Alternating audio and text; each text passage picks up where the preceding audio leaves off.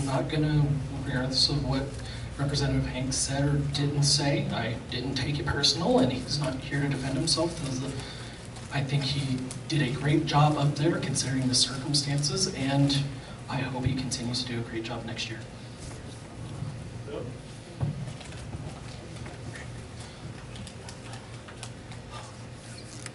Justin, how can voters become more educated about voting laws? I do not think the average, citizen is knowledgeable about the lengths of your staff work to ensure the election integrity. Thank you for your service to Fremont County. I appreciate that. Like I told the individuals before, if you have questions, come ask. And if you don't trust what we say, go to another clerk or look in the Colorado Revised Statutes, look in Constitution, read the law. Ask questions, because when you ask questions, we can direct you to where the answers are if you don't want to hear them coming from us.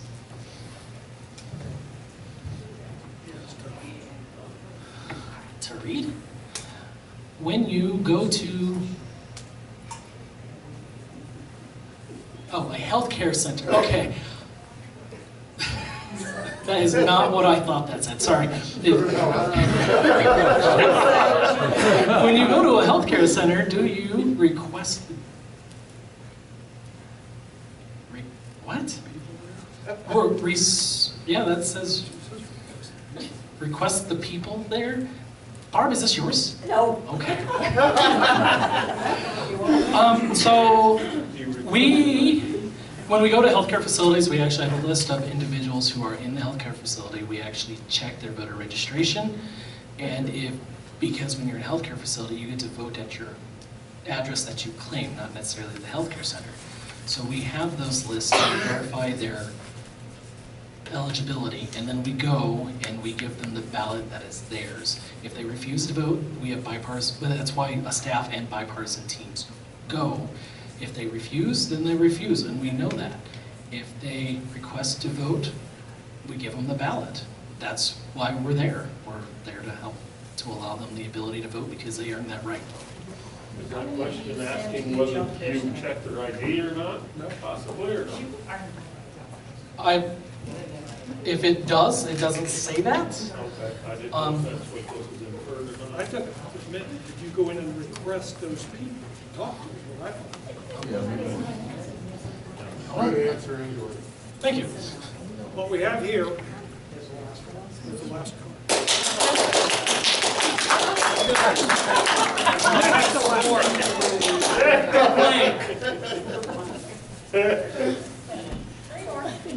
You better make sure of him.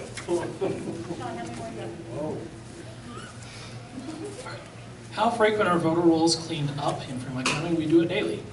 When was the last year this was done? Daily. Are all ballot signatures verified? Yes. Are ballots rejected if they don't have a valid date? No. Because they have to be turned in before the election. Once the polls close, the polls close. Ballots come in after the fact, but they're not counted. Maybe they mean postmark. Maybe they mean postmark. No, postmark? No, we don't do postmarks here in Colorado. It has to be received by my office or, well, by the clerk's office, regardless if that's me or another county if they're sent somewhere else. It has to be in the clerk's office by the close of the election. Anything that comes after the fact is no. We don't do that. Are ballots ever cured with backdating? So they have 8 days to cure their ballot. After that, or well, 8 days after the polls close to cure their ballot, and they can cure their ballot before the polls close. So I hope that answers that question. Do adjudicated ballots always have at least one Democrat and one Republican? Yes. What can the public actually see in a risk-limiting audit given they cannot see the actual ballot information? The risk-limiting audit is open to the public, and unless there is identifying marks that can be seen that would get rid of ballot secrecy, they can see what's happening. And they can see the bipartisan teams right there, and they have the physical ballot right there. Barring the whole confidentiality, because if someone writes their name on the ballot and says, I, Justin Grantham, voted on this ballot, that you can't see, but everything else, sure. When the election results are uploaded, is this always done with bipartisan oversight. If you're talking about when we take it from the machine to a computer that has internet, no, the results are there anyway, and they're finite at that point of when we start submitting results to the Secretary of State's office, and it's always changing because we have multiple reports. So it's done by staff, not by a bipartisan team of judges. What prevents ballots from being scanned multiple times? We balance the ballots when they get to the scanner, and when they get scanned, we balance the images to the ballots themselves to make sure we have whatever the batch is, whether it's 25 or 50. If you scan 25, you have 25. If you have 50, you have 50. And then at the end of the night, we print a report saying how many images were scanned, and we balance that to how many ballots we actually have. That way, there are no extras. This is the last question. I said, talk to her again. What specific election items do you want changed and why? Ooh. I do think we need to have an audit on the voter registration system because they get multiple reports from everywhere, regardless of its vital statistics, initial change of address, other DMVs across the states, other states. What are they getting, and is it actually being done correctly or not? And if someone got their hands on that just to verify, that would be awesome. I would love to see that happen. And the reason why is because if you have the information coming in to clean the rolls and it's done correctly, then the rolls will be cleaned when we send the ballots out. That's why I would like to see that. I would like to see that all ballot images are in a central location so that anybody can access them for free and do an audit on their own. I'd love to see that. And I'd love to see better reimbursements from the state as well, just because 80 cents per voter is not enough to cover an election, especially with ongoing and raising costs. There you go. Thanks, Jeff. Yes, Madam Election Judge. I am an election judge and have been for several years. And Justin and his staff have very strict rules as to what we can do in the mailroom. So I presume strict rules are followed upstairs before we get the actual ballots. I can say that a Democrat and a Republican work each station or each position that the ballots go through. And I assure everyone here, Fremont County is on top of the table. There is nothing undone under the table in this county. There may be a few devious people that know how to cheat, but there are very few. I commend Justin, Jamie, and the entire staff. Thanks, Julie. I want to thank Justin for being here, answering questions, and taking time out. Thank you all for being here. We are going to have on September 21st, Stephanie Luck and the Fremont County Central Committee are going to put on little work tables to try and, I would like to tell you what they were, but they're sitting on my desk about an hour from here. But on the 21st, we've got 5 different categories. One of them is election integrity. One of them is working with families in nursing homes. One of them is, I can't remember. I'm going to send an email out to everybody. But that's September 21st at 5 o'clock here. We're going to set up, and we need people that want to get involved and not just sit on their couch and complain about nothing getting done. We want you to help us get stuff done. And for those that think we need a forensic audit, Arizona didn't go to the smallest county in Arizona and start their audit. They went to Maricopa County, one of the largest counties in Arizona. Georgia didn't go to one of the smallest counties. They went to the county that surrounds Atlanta. If Colorado is going to do a forensic audit, it needs to start in Boulder, Denver, Arapahoe, and there. And if it goes any farther than that, we'll just have to wait and see.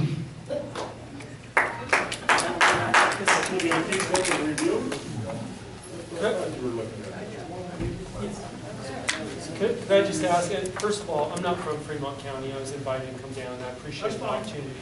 Yeah?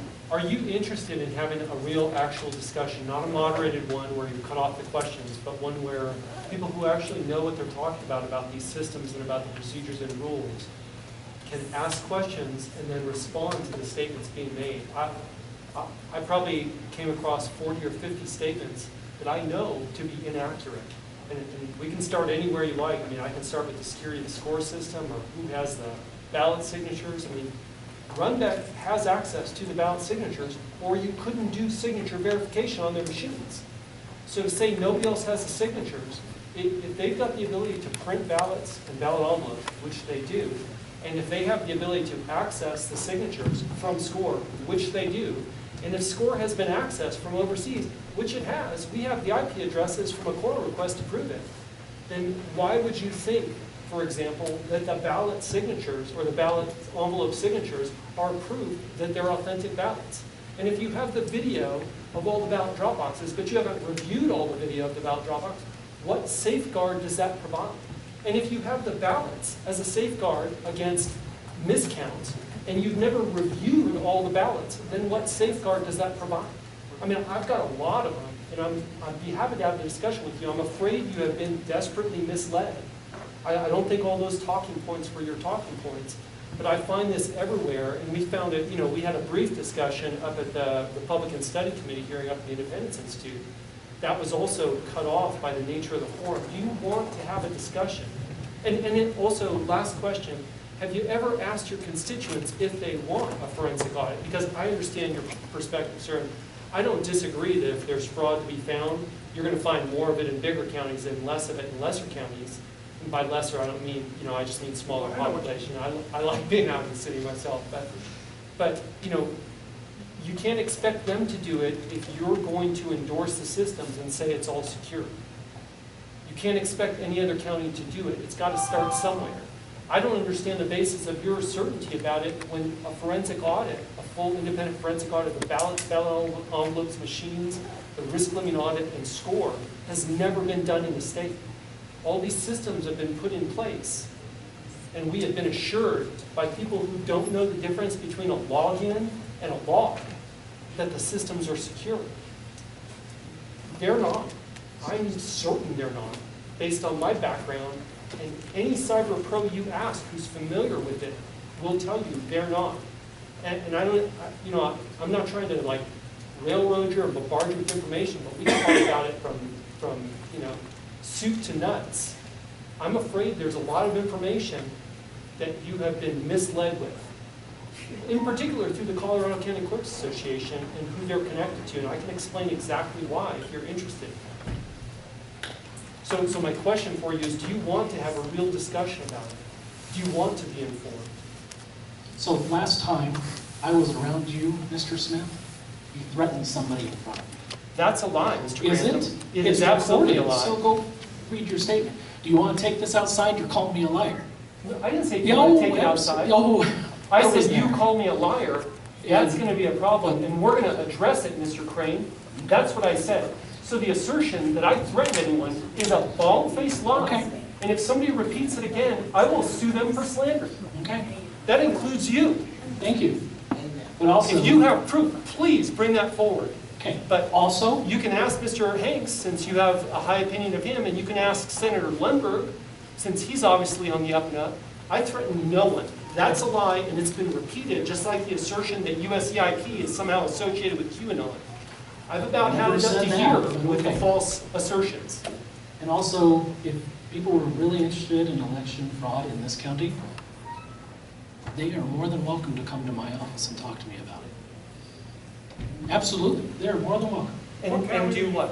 What county are you from, Mr. Smith? I currently live in El Paso County. And have you gone and seen your Oh, clerk? yes. Okay. Yeah, in fact, And are you aware that we use a different system? We don't use the Agilis? Are you talking about the Rundeck systems? Yes. Yeah. So our actual judges do the signature verification, not the machine? And? Because this is for Fremont counties. election integrity, not other counties. And if you want to bring other counties into it, that's fine. Okay, but We you're can do making that it- somewhere else outside of this conversation. You're making an That's fine. assertion right now That's about what okay. Runback But has I'm not gonna access have to. this conversation with you. You just This is did. for Fremont County's integrity. So. But if you have but I access thank to you for SCORE, coming. you have access to I appreciate SCORE. your coming. I do appreciate you. Clerk Grantham, if you have access to SCORE, you have access to SCORE. Runback has access to the signature database, Okay, including Fremont counties. okay. Thank you. Can I ask something? Make it quick. Yeah, I'm here because there was something, a question that I was hoping somebody could answer, and it's probably a good answer for it. Deer Mountain Fire District tried to pass a tax thing. I spoke to Justin one time about it before it was passed. When it initially hit the news, it said that the original votes were 2/3 said no. The late votes turned that almost into passing. And in the computer world, if something bizarre happens that you don't expect, you tend to look at that pretty closely. I would hope somebody looked at that to see why a third would change on late, on late tabulation. That seems odd to me.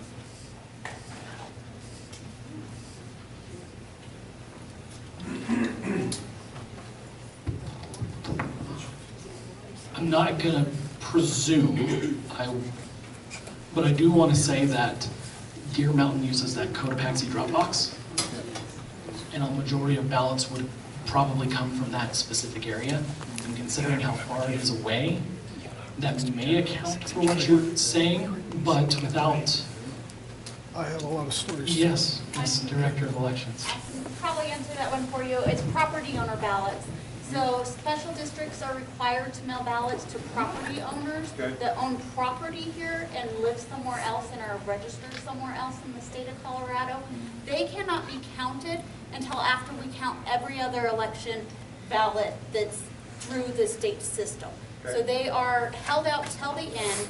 So a lot of times, special districts have a lot of property owner ballots come back in, sometimes more than people who actually live here in the district and vote on it. That's why you're gonna see that jump, is all of those are held till the end. You're not gonna see it until the final tabulation. That's a huge jump, a third. Okay. A lot out of state. Okay, I want to thank everybody for coming. This is now over. Thank you.